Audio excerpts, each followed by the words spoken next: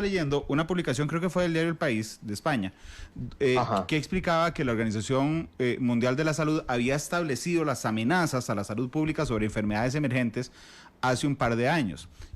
Claro. Incluso pues, sobre enfermedades presentes. Una era el chikungunya, una era es el ébola, y había una que se llamaba la enfermedad de X, y es la que los científicos dijeron, esto puede ser que se desencadene una pandemia viral que nos afecte. Sin embargo, se estaban quejando de que en ese momento, creo que fue 2017, no se le dio suficiente fondo de investigación para generar, digamos, suficiente conocimiento y preparación ante una enfermedad X que hoy sí tiene nombre, Correcto. el COVID-19. Esa es una de las ventajas de lo que estamos viviendo hoy, doctor, de haber entendido que era importantísimo brindar financiamiento, mecanismos y herramientas a la investigación médica. Vea qué interesante lo que usted está mencionando, Randall. Resulta que Costa Rica en el 2009 recibe la noticia urgente de que viene para este país la pandemia de gripe porcina, que era el H1N1.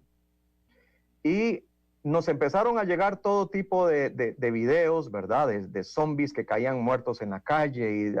Aquello era el apocalipsis, realmente el apocalipsis.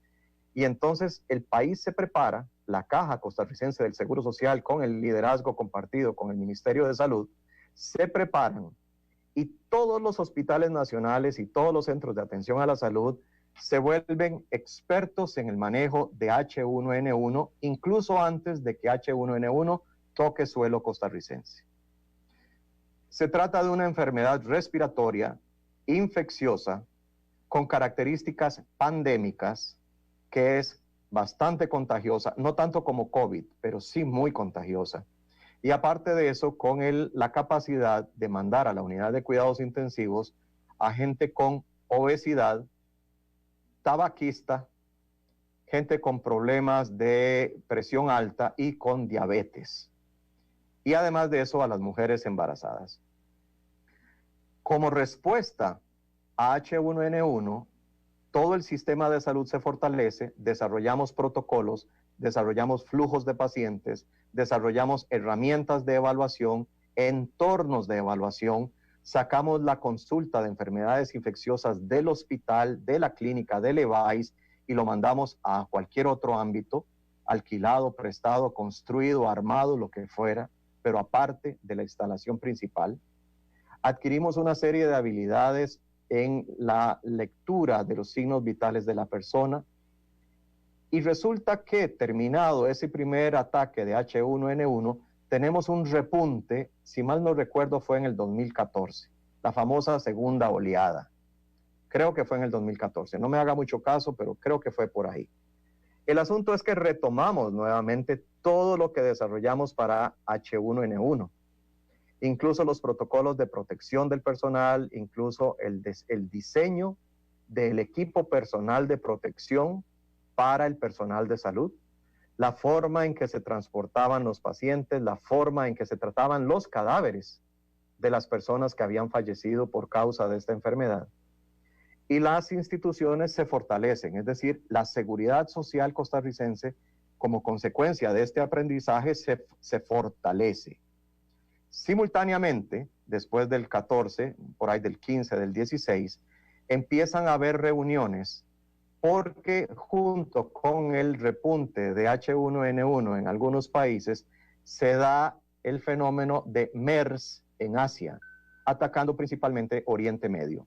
Entonces, nuevamente, el tema es, tenemos una enfermedad, curiosamente por coronavirus, el MERS, que es un coronavirus.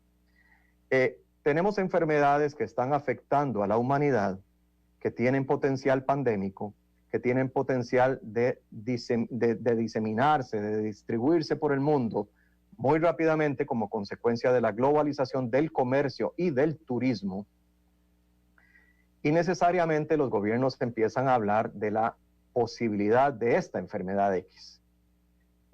Muchos cuerpos internacionales, la OMS, la OPS, Médicos Sin Fronteras, la Cruz Roja Internacional, el equivalente en los países asiáticos, todo el mundo empieza a llamar la atención y decir, vean, tenemos que estar preparados. Ya tuvimos la amenaza de H1N1. Ahora tenemos otras cepas de la influenza rondando por el mundo. Dicho sea de paso, Costa Rica tiene 4 cepas de influenza. La gente sigue muriendo de influenza en el mundo. Solamente en Estados Unidos, en este otoño-invierno que acaba de pasar, murieron 12,000 personas como consecuencia de la influenza. Entonces, vemos cosas que ya conocemos, vemos cosas que emergen y vemos enfermedades que reemergen, como por ejemplo influenza, que después de la porcina tuvimos la aviar, si mal no recuerdo, la H7N9, y así hemos tenido varias amenazas. ¿Qué ha hecho Costa Rica? Aprender. Necesariamente tenemos que aprender.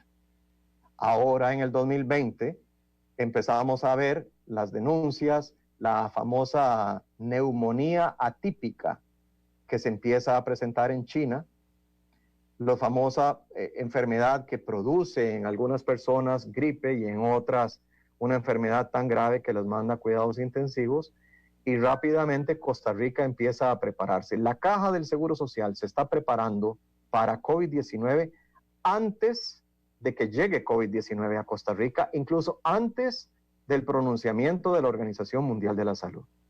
¿Qué fue lo que hicimos, Randall? Retomar lo aprendido, retomar lo ya diseñado.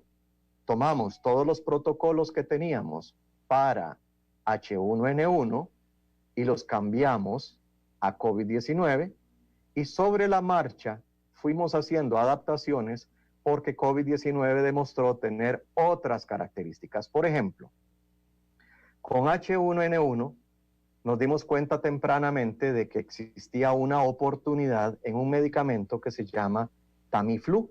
Ese es el nombre comercial, Tamiflu. Pero el nombre real, el genérico, el del medicamento como tal, es el oseltamivir, que es un antiviral. Resulta que al principio empezamos a usar muchísimo el oseltamivir porque la mayoría de las publicaciones internacionales nos decían que era de gran utilidad en la enfermedad, y conforme fue pasando el tiempo y conforme fueron madurando nuestros conocimientos, nos dimos cuenta de que el oseltamivir en realidad no era tan necesario, y para cuando termina el periodo de pandemia en Costa Rica, ya del todo no estábamos utilizando oseltamivir. Eso es lo normal. Ese es el proceso normal con cualquier enfermedad nueva que está siendo investigada y estudiada en todo el mundo, observando la respuesta a medicamentos y a diferentes intervenciones del sistema de salud.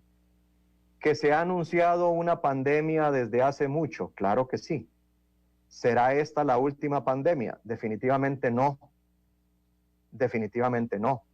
¿Tendremos que aprender cosas de esta pandemia para aplicarlas a la próxima? Sin duda. Aprendimos de la pandemia de H1N1, lo estamos aplicando a COVID-19. ¿Cuándo vendrá la próxima?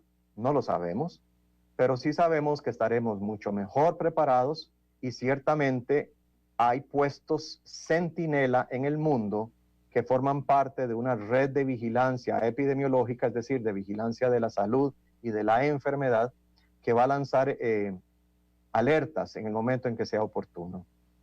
¿Sabíamos precisamente que iba a llegar COVID-19 a Costa Rica? No, no teníamos conocimiento, no teníamos ni siquiera la más mínima sospecha. Pero después de la forma en que la enfermedad se desbordó en China, se empezó a decir que probablemente esto iba a pasar a Europa. Y si pasaba a Europa, necesariamente iba a llegar a Costa Rica, porque el tico viaja mucho. El tico que tiene capacidad para viajar, lo hace. Y además de eso, Europa es un centro muy buscado por las bellezas turísticas que tiene, pero también por la excelencia académica en muchas profesiones.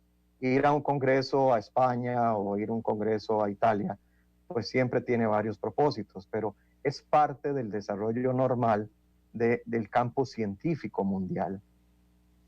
Cosas nuevas que se descubren son presentadas en estos congresos mundiales.